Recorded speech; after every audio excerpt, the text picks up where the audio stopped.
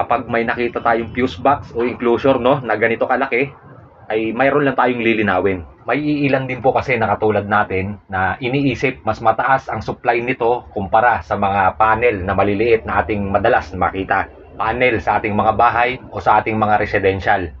3-phase ang kanilang supply at ito ay siniservisa natin 2 beses sa isang taon para sa check-up. Sa ating line 1 at line 2 ay nakakuha tayo ng 230 volt AC. Ang pinapakita natin ay para din sa ating kasamahan na nagkakaroon pa ng kalituhan, no, sa ating mga supply. Dito naman sa ating line 1 at 3 ay nakakuha rin tayo ng 230 volt AC.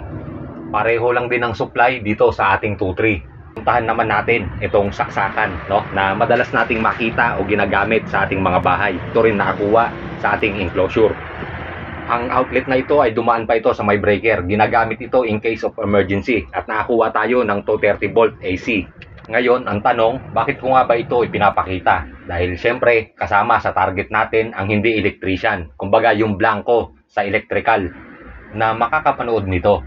Ang gusto lang nating iparating ay kung gaano mo nire-respeto ito, kung gaano mo siya kinatatakutan, no? Yung mga ganito kalalaking fuse o mga breaker na ating nakikita, ay dapat ganun mo rin katakutan ang mga saksakan, no? Yung nakikita natin o yung ginagamit natin sa ating mga bahay.